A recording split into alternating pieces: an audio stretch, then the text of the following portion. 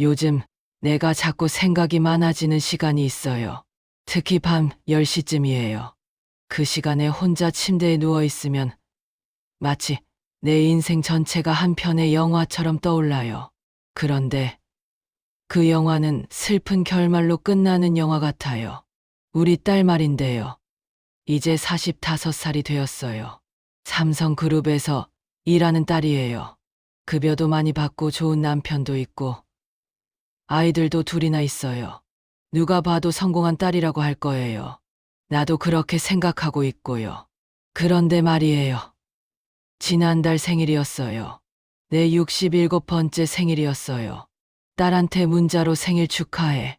이렇게 받았어요. 문자로요. 딸은 30년을 나한테 받은 밥이 몇 끼인데요. 내가 해준 밥을 셀 수가 없어요. 새벽 5시에 일어나서 반찬하고 밥 지었던 날들이 수천 날이 넘을 거예요. 그런데 내 생일엔 문자로 축하해. 이게 뭘 의미하는 걸까요? 더 상처받은 건 따로 있어요. 그 며칠 뒤였어요. 딸이 갑자기 전화를 했어요. 엄마, 아빠 차 언제 바꿀 거야? 이거였어요. 우리 차가 오래되긴 했어요. 15년을 탔으니까요. 하지만 아직 잘 돌아가요. 그런데 딸이 왜 갑자기 이걸 물었는지 나중에 알게 되었어요. 딸이 결혼한 남편 회사에서 간부들 모임이 있었대요. 그 자리에 갔는데 자기 엄마 차가 낡아 보였대요. 그래서 창피했대요. 그래서 우리한테 차를 바꾸라고 한 거예요. 자기 체면이 손상될까봐. 내가 그때 얼마나 깊게 상처받았는지 날로 표현할 수가 없어요. 딸 입장에서 나는 뭔 존재일까? 이 생각이 계속 떠올랐어요. 엄마가 아니라 딸의 체면을 손상시키는 뭔가, 이런 거였어요. 그 이후로 더 많은 사건들이 있었어요. 우리 아들 말인데요. 아들은 경기도에서 건설업을 하고 있어요. 나름 성공했어요. 자기 회사도 있고 건물도 여러 채 있다고 했어요.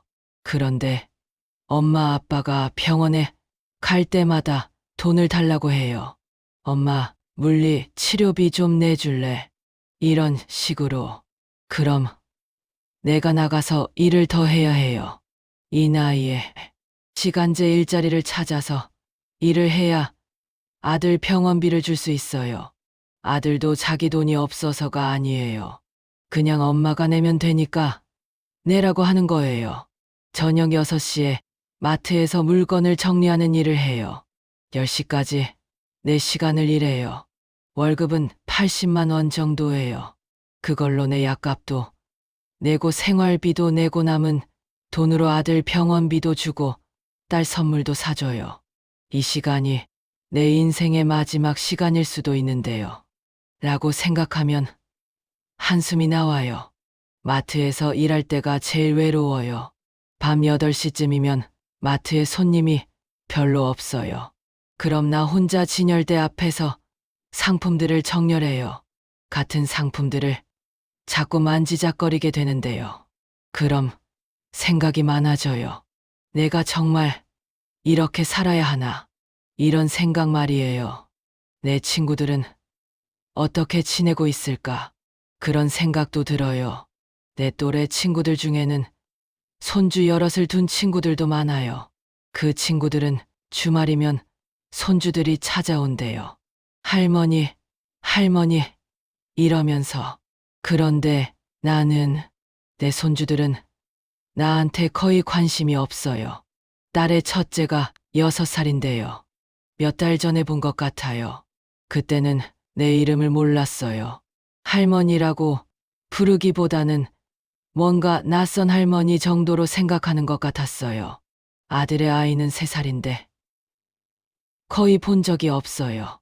아들이 자기 아이 케어는 아내가 하니까 엄마가 올 필요 없다고 했어요.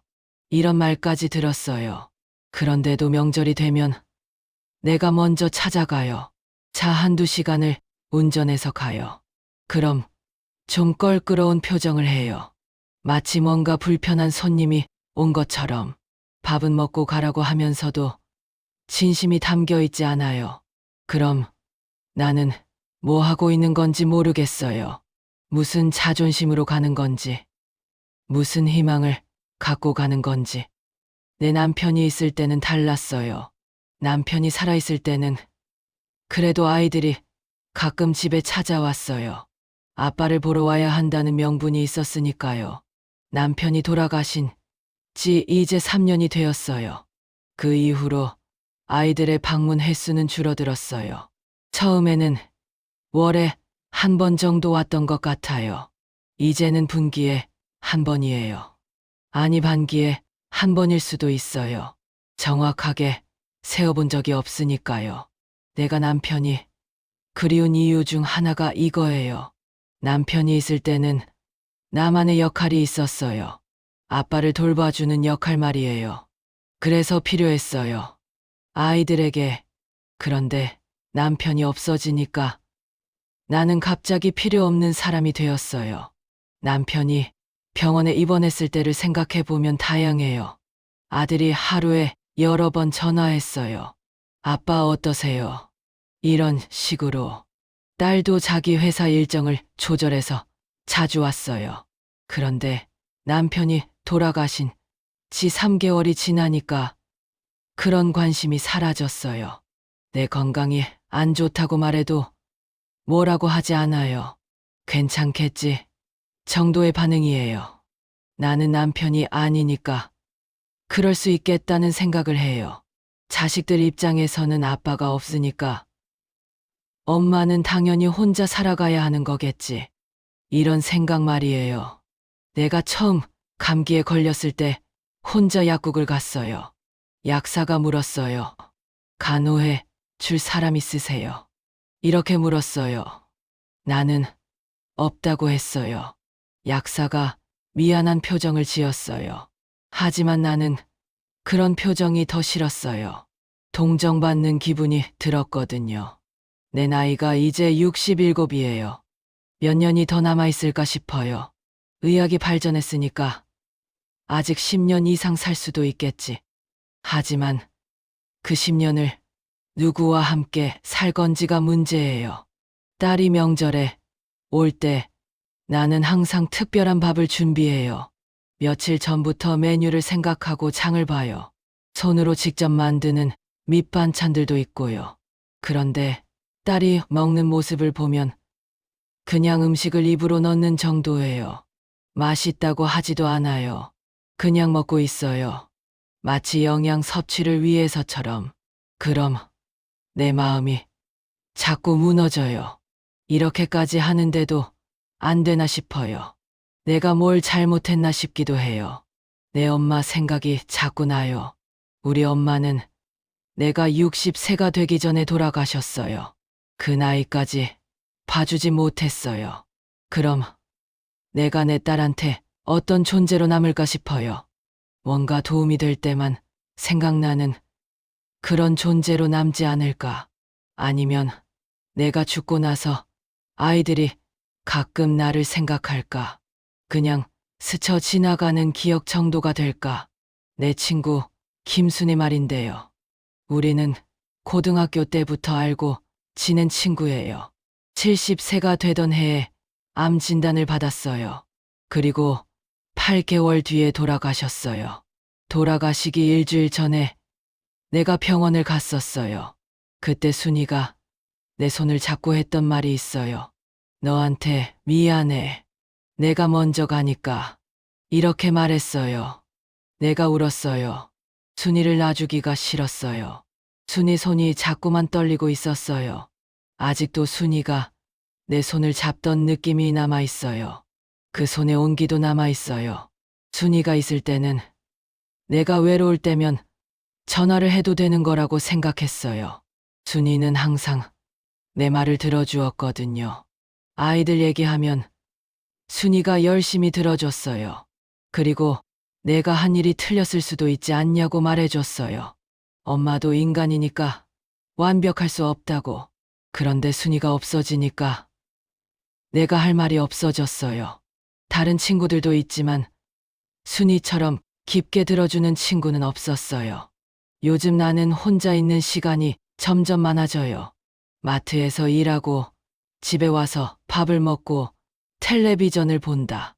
이게 반복돼요. 가끔 근처 교회에도 가요. 그런데 그곳에서도 나는 좀 이상한 사람처럼 느껴져요. 다른 할머니들은 모두 손주 얘기를 해요. 손주가 서울대에 갔대. 손주가 결혼한대. 손주가 사업을 시작했대. 이런 식으로 내가 손주 얘기를 하면 애매하게 웃으면서 넘어가요. 그럼 나는 그 자리가 불편해요. 차라리 가지 않는 게 낫다는 생각도 들어요. 시간이 갈수록 내가 느끼는 건 하나야. 내 아이들은 나를 엄마라고 생각하지 않는다는 거. 나는 친구가 아니라 편한 이용처였어. 그저 돈이 필요할 때 들어올 수 있는 구멍, 차가 낡으면 챙겨줄 할머니, 이런 정도인 것 같아요. 그리고 나는 남은 여생을 혼자 채워야 해요. 누군가를 기다리면서 사는 게 아니라, 누군가를 바라보면서 사는 게 아니라, 정말 혼자 척척 살아내야 해요. 어떤 날은 밤을 새워요. 침대에서 뒹굴면서, 그럼 이런 생각을 해요. 내가 어릴 때 꿈이 뭐였을까? 나는 엄마가 되는 게 꿈이었나? 아니었나? 꿈이 있었다면 그 꿈이 이루어졌나? 고등학교 때 나는 음악 선생님이 되고 싶었어요. 피아노를 쳤거든요. 대학도 음악과에 다녔어요. 그런데 남편을 만나면서 결혼했고 아이들을 낳았어요. 그럼 자연스럽게 음악은 멀어졌어요. 지금 생각해보면 그럴 수도 있었겠다는 생각을 해요. 내가 음악 선생님이 되었다면 아이들과 다른 관계를 유지했을 수도 있었겠다는 생각 말이에요. 아니면 아이들과 더 나은 관계를 유지했을 수도 있었겠다는 생각도 해요. 내가 아이들에게만 집중하지 않았다면, 내 삶에도 집중했다면, 그럼 내가 다른 사람으로 남았을 수도 있겠다는 생각 말이에요. 그렇게 되었다면 아이들도 나를 다르게 봤을 수도 있어요. 엄마가 아니라 엄마로서의 독립적인 여성으로, 존경하는 그런 존재로. 근데 나는 그렇게 살지 못했어요. 나는 엄마 역할만 했어요. 아내 역할만 했어요. 그 역할이 끝나니까 나는 아무것도 아닌 것 같아요.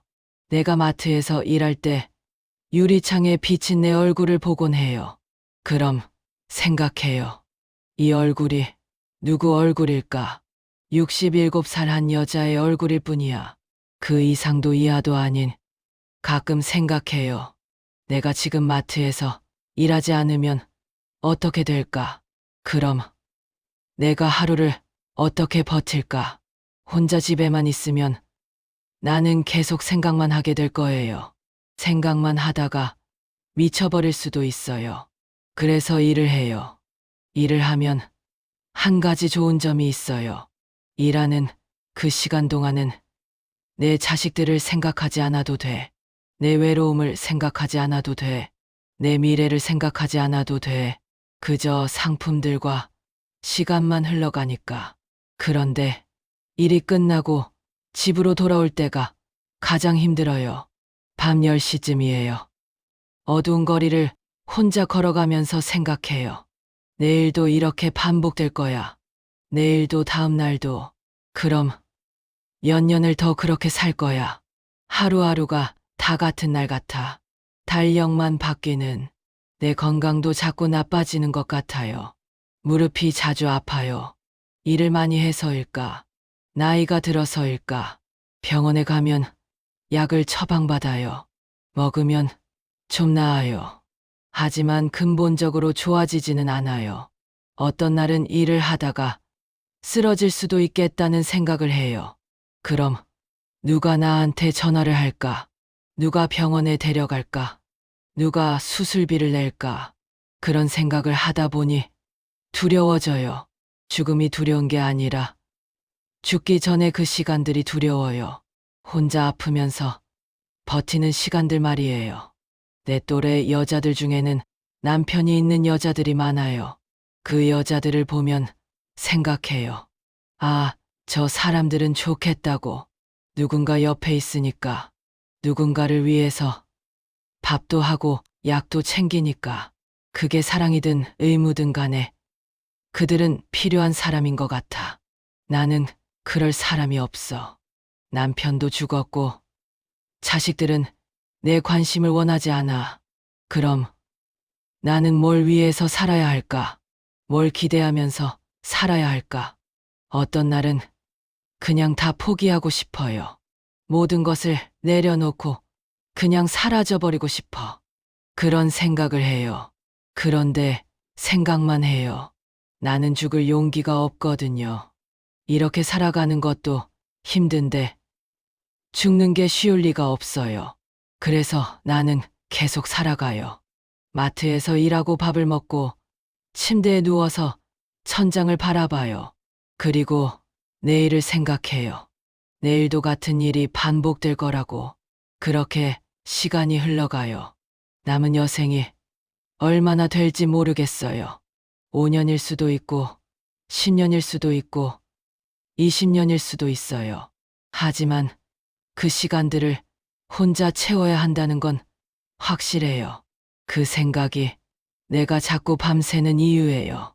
가끔 내가 이 정도 처지가 되는 게 정말 우연일까 하는 생각을 해요.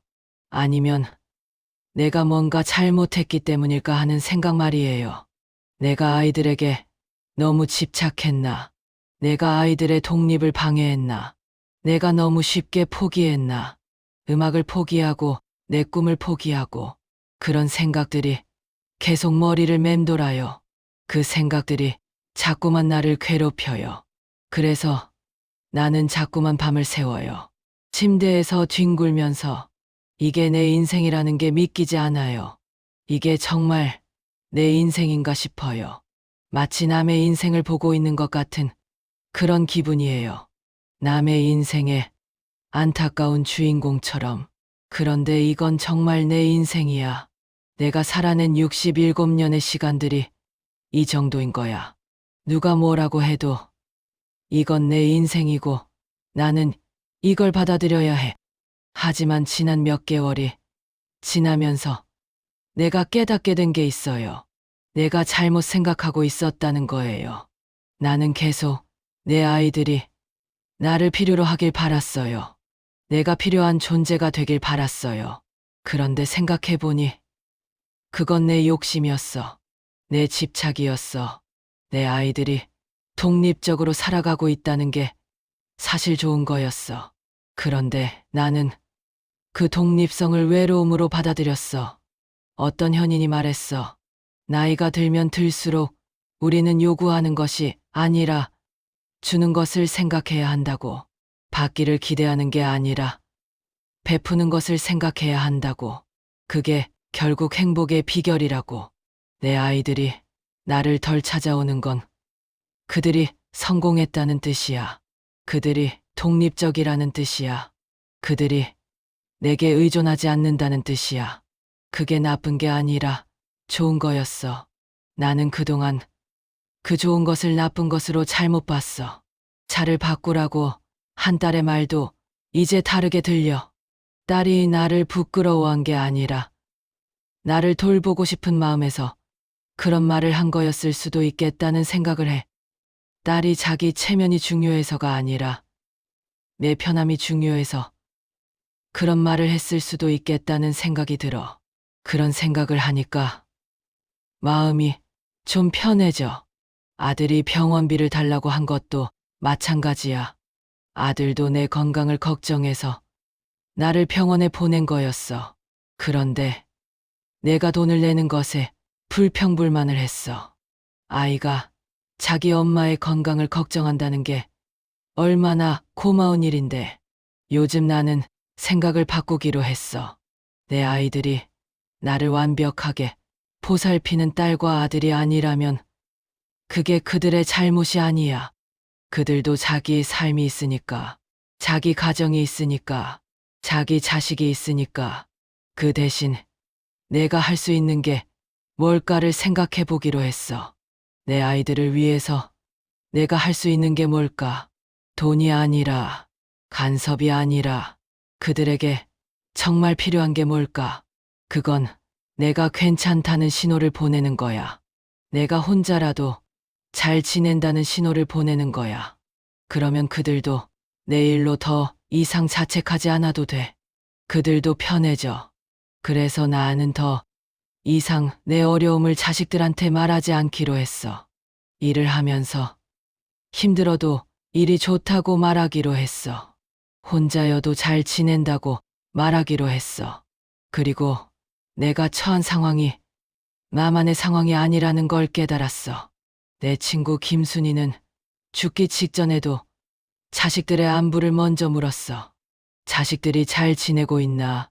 그게 순이의 마지막 관심사였어. 순이는 자식들이 자신을 충분히 챙기지 않는다고 불평하지 않았어. 우리 근처 교회의 한 할머니는 6명의 손주가 있는데도 거의 못 본대. 그런데 한 할머니는 그걸 비탄으로 여기지 않아. 손주들이 자기 할머니를 생각해서 자주 안 와도 된다고 그래. 손주들이 자기 삶에 충실해야 한다고. 그게 한 할머니의 진정한 사랑이야. 그리고 또 다른 관점에서 생각해 봤어. 내가 67이라는 게 얼마나 축복인가를 생각해 봤어. 67까지 살았다는 게 내 어머니는 70까지 보지 못했어. 순이는 80도 보지 못했어. 그런데 나는 67을 살았어. 그 시간들 동안 나는 얼마나 많은 사람들을 만났고 경험했나. 얼마나 많은 밥을 지어 먹었고 얼마나 많은 빨래를 했고 얼마나 많은 사람들의 옷을 입혔나. 그 과정에서 내가 누군가의 삶에 영향을 미쳤을 거야. 비록 그들이 감사를 표현하지 않더라도 내가 해준 밥 한 끼가 누군가의 하루를 버티게 했을 수도 있어. 내가 해준 옷이 누군가를 따뜻하게 했을 수도 있어. 그런 영향력이 모이고 모여서 결국 역사가 되는 거 아닐까. 거창한 역사가 아니라 개인의 역사가, 그런 게 모여서 세상이 돌아가는 거 아닐까. 그런 생각을 하니까 내가 한 일들이 좀 더 의미 있게 느껴져. 그리고 가장 중요한 깨달음은 이거야. 내 인생이 끝난 게 아니라는 거. 남은 여생이 혼자라고 해서 그게 끝은 아니라는 거. 내가 이제부터 뭘 할 수 있을까? 음악을 다시 해볼 수 있을까? 피아노를 다시 쳐볼 수 있을까? 이제는 다른 이유로. 아이들을 위해서가 아니라 나 자신을 위해서. 요즘 나는 마트에서 일 한 번 돈을 모아서 피아노 학원을 알아봐. 처음에는 쑥스러웠어. 67이 되어서 피아노를 배운다니. 근데 생각해보니 이제부터라도 하는 게 낫지 않을까. 하지 않는 것보다는. 피아노 선생님은 75살 할머니였어. 그 할머니는 60대부터 피아노를 배웠대. 나중에 비에니아에도 나갔대. 외국 학생들도 가르쳤대. 나는 그 이야기를 들으면서 눈물이 났어. 그래, 이거야. 이게 내가 해야 할 일이야. 내가 지금 시작해야 할 일이야. 나는 아이들이 나를 필요로 하지 않는다는 걸 이제 수용했어. 그 대신 나는 나 자신을 필요로 하기로 했어. 나는 내가 하고 싶은 일을 하기로 했어. 내가 성취하고 싶은 것을 성취하기로 했어. 마트에서 일하면서 피아노를 배워. 쉽지 않아. 손가락도 아프고 곡도 어려워. 하지만 그 과정이 너무 좋아. 그 시간에는 내가 지금까지 생각하던 외로움을 잠시 잊을 수 있어. 내가 뭔가를 창조하고 있다는 기분이 들어. 뭔가 성장하고 있다는 기분이 들어. 그리고 명언들이 자꾸 떠올라. 사람은 나이가 아니라 얼마나 많은 경험을 했냐로 측정된다. 이런 말 말이야. 그리고 나이 드신 분이 남긴 말 중에 이런 게 있어. 인생에서 가장 멋진 순간은 누군가를 돌보는 시간이 아니라 자신의 꿈을 찾고 그것을 향해 달려가는 시간이라고. 나는 그 말에 완전히 공감했어. 왜냐하면 내가 그걸 경험했으니까. 아이들을 돌보는 시간도 의미 있었지만 피아노를 다시 시작한 지금이 훨씬 더 의미 있거든. 요즘 아들이 전화를 했어. 엄마, 요즘 뭐 해? 이렇게 물었어. 그래서 나는 피아노를 배우고 있다고 말했어. 그럼 아들이 웃으면서 말했어. 엄마, 멋있는데 응원할게. 그 말 한마디가 내 가슴을 울렸어. 이게 진정한 사랑이구나. 이게 진정한 관계구나. 내 삶이 풍요로울 때 아이들도 나를 다르게 보는구나. 딸도 마찬가지야. 딸이 내 생일에 과자를 사주고 왔어. 지난번에는 문자였는데 이번엔 직접 왔어. 딸이 말했어. 엄마, 요즘 건강해 보여. 뭐 하고 있어? 이렇게 물었어. 나는 딸에게 피아노를 배우고 있다고 말했어. 그럼 딸이 신기한 표정으로 물었어. 정말. 그리고 웃으면서 엄마 멋있어. 이렇게 말했어. 아, 이게 바뀌는 순간이었어.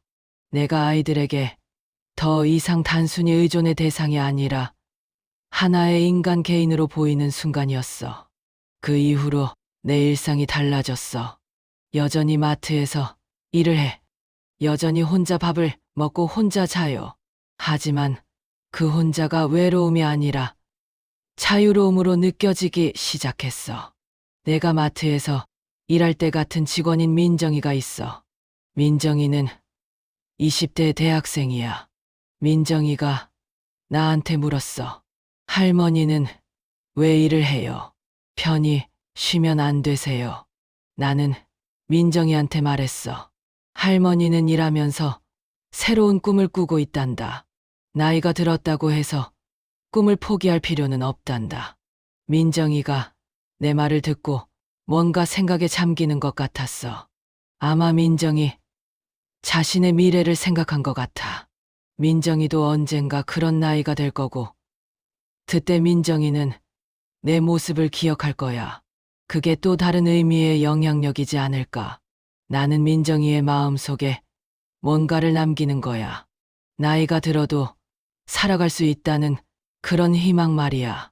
내 또 다른 친구 봉이가 있어. 봉이는 내 상황을 보면서 말했어. 너 요즘 왜 이렇게 달라져? 표정이 밝아. 뭐 했어? 나는 봉이한테 내가 지은 결정들을 말했어. 내가 아이들에 대한 기대를 내려놨다는 거. 나 자신에게 집중하기로 했다는 거. 내 꿈을 다시 찾기로 했다는 거.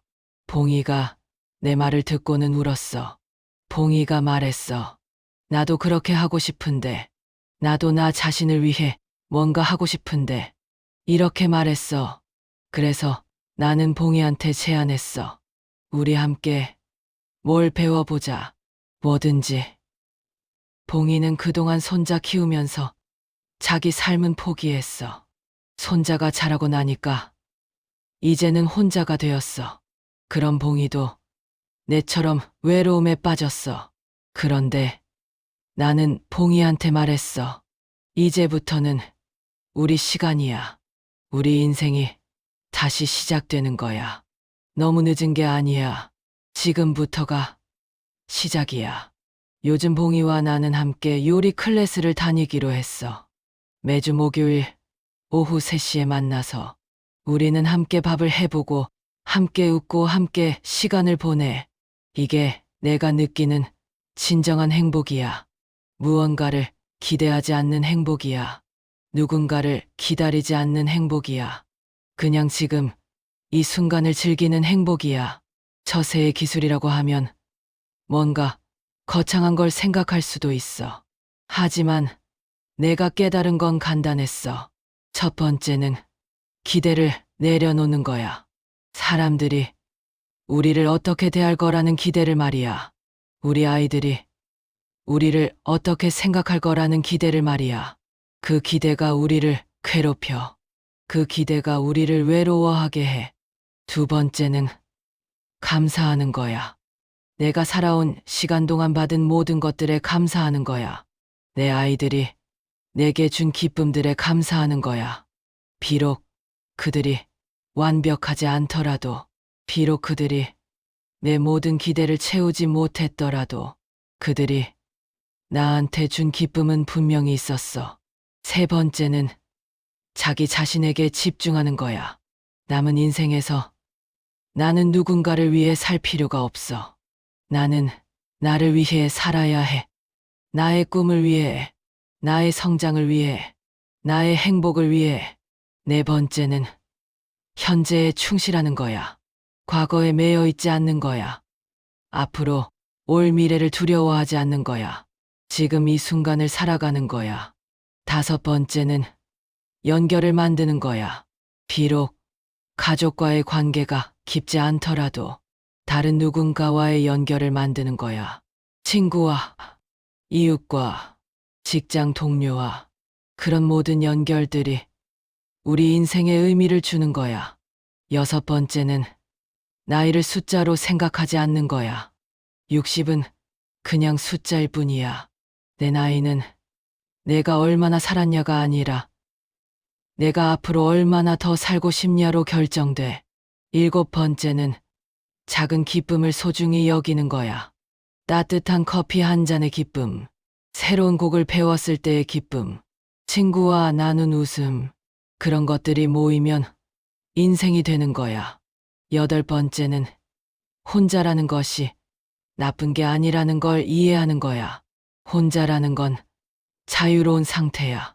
누군가를 위해 내 시간을 양보할 필요도 없고, 누군가의 기분을 맞출 필요도 없고, 혼자라는 건 자유야.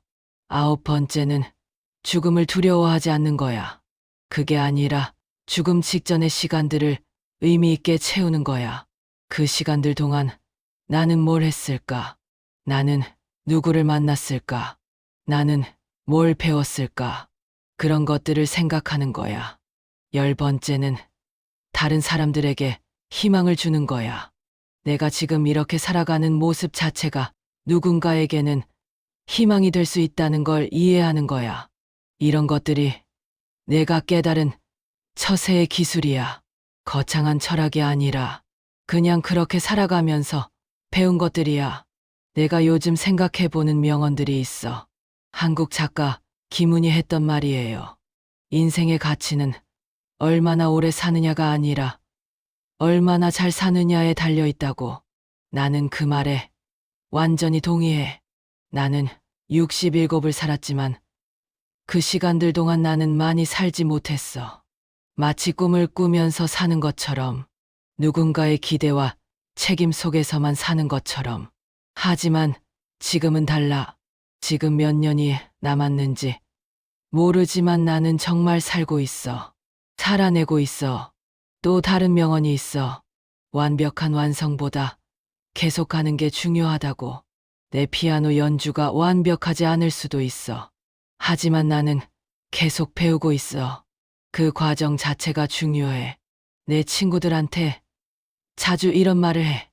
우리가 이 나이에 배울 수 있다는 게 얼마나 감사한가고, 우리가 이 나이에도 새로운 걸 시작할 수 있다는 게 얼마나 행운인가고. 봉이는 내 말을 듣고 자꾸 울어. 나도 처음엔 울었어. 우리가 이렇게 늦게라도 깨달을 수 있어서 고마웠어. 정말 더 늦기 전에 깨달았다고 생각했어. 물론 아직도 힘든 날이 있어. 여전히 밤에 일을 끝내고 집으로 돌아올 때 한숨이 나올 때도 있어. 여전히 자식들의 무관심으로 가슴이 철렁할 때도 있어. 하지만 그 감정들이 내 전체를 차지하지는 않아. 그건 내 인생의 일부일 뿐이야. 내 인생의 더 큰 부분은 이제 음악이야. 친구들과의 시간이야. 새로운 배움이야. 매 순간을 살아내는 기쁨이야. 그리고 또 하나 깨달은 게 있어. 내가 변하니까 주변 사람들도 변하더라고. 내가 밝아지니까 아이들도 나한테 더 자주 전화해. 내가 뭔가를 배우고 있다는 걸 알게 되니까 아이들도 나를 다르게 봐. 딸이 요즘 말이야. 엄마, 이렇게 바빴어. 이렇게 말해. 그 말에서 나는 딸의 존경을 느껴. 그게 내가 얻은 가장 큰 상. 아들도 마찬가지야. 아들이 말했어. 엄마, 우리가 너무 못 챙겼나 봐. 이렇게 말했어. 그 말을 들었을 때 나는 아들한테 말했어. 괜찮아, 아들아. 엄마가 즐거워. 엄마가 지금 행복해. 이렇게 말했어. 그럼 아들이 심호흡을 하면서 말했어. 엄마가 행복한 게 가장 중요해. 이렇게 말했어. 아, 그 말이 내 가슴을 얼마나 따뜻하게 했는지 말이야. 그렇게 되니까 내가 느낀 건 뭔가 악순환이 깨진다는 거야.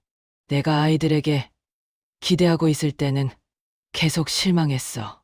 그런데 내가 기대를 포기하고 나 자신을 위해 살기 시작하니까 아이들도 자연스럽게 내한테로 돌아왔어. 그건 아이러니하지만 동시에 가장 자연스러운 일이기도 해. 사람은 누군가를 돌보려는 사람을 싫어해. 하지만 누군가가 자신의 삶을 충실하게 살고 있을 때는 자연스럽게 그 사람에게 끌려.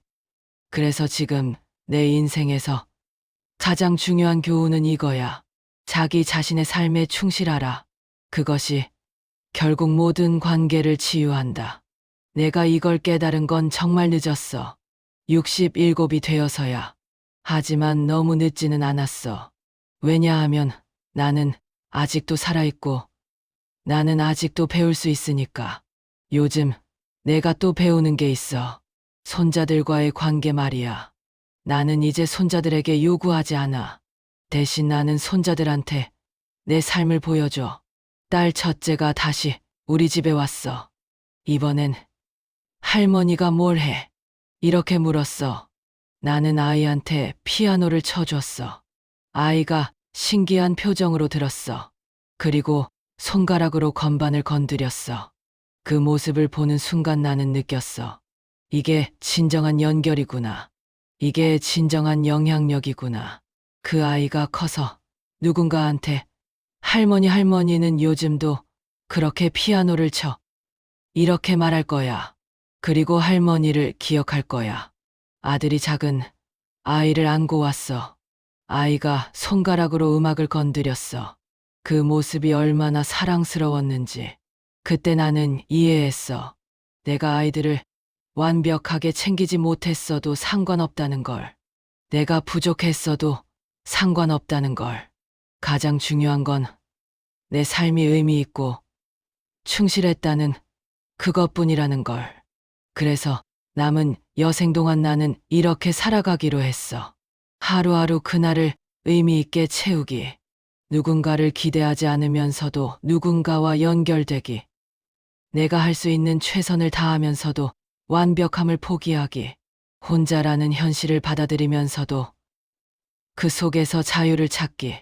과거의 후회를 가슴에 품으면서도 앞으로 나아가기. 이게 내가 찾은 인생의 비결이야. 거창한 성공이 아니라 그냥 이렇게 사는 거 자체가 성공이라고 생각해. 일주일 전에 교회에서 만난 할머니가 있어. 그 할머니가 내한테 물었어. 할머니는 행복하세요? 이렇게 물었어. 나는 웃으면서 대답했어.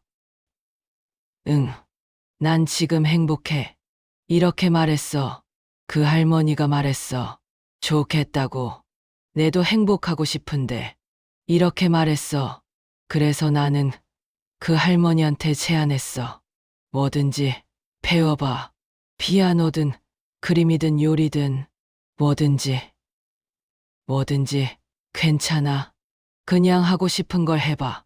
그 할머니의 얼굴이 밝아지는 게 보였어. 마치 내가 할머니한테 뭔가 소중한 걸 건네준 것처럼. 아, 이게 순환이 되는구나.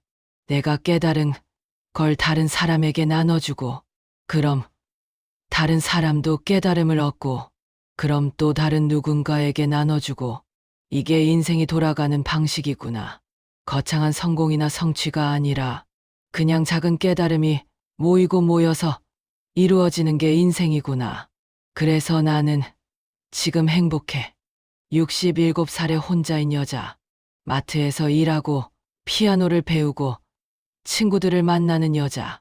내 아이들이 내 모든 기대를 충족시켜주지는 못했지만 나는 지금 나의 기대를 내 자신으로 충족시키고 있어. 그리고 그것만으로도 충분해. 누구에게나 일어날 수 있는 일 말이야. 누구나 내처럼 가족에게 외로움을 느낄 수 있고, 누구나 내처럼 남은 여생을 어떻게 채워야 할지 몰라 할 수 있고, 누구나 내처럼 절망할 수 있어. 하지만 그 절망은 시작일 뿐이야. 그 절망이 우리를 새로운 길로 이끌 수 있어. 내 경우엔 절망이 나를 음악으로 이끌었어. 절망이 나를 친구들로 이끌었어. 절망이 나를 나 자신으로 이끌었어. 그래서 내 메시지는 이거야. 지금 혼자라고 느껴도 상관없어. 지금 외로워도 괜찮아. 지금 절망 중이라도 문제없어. 왜냐하면 이 모든 게 시작일 수 있기 때문이야. 새로운 생명이 시작되기 전에 그런 암흑 같은 거 말이야.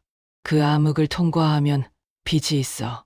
그리고 그 빛은 누군가가 주는 게 아니라 나 자신 안에 있어. 나는 그 빛을 찾기만 하면 돼. 그 빛을 향해 나아가기만 하면 돼. 그래서 내 이야기가 너한테 도움이 되길 바래. 혹시 너도 나처럼 외로움을 느끼고 있다면, 너도 나처럼 남은 여생이 막막하다면 기억해줘. 당신은 아직도 할 수 있어. 당신은 아직도 배울 수 있어. 당신은 아직도 성장할 수 있어. 당신은 아직도 행복해질 수 있어. 그게 내 67년의 삶이 남긴 메시지야. 구독, 좋아요, 알람 설정은 사랑입니다.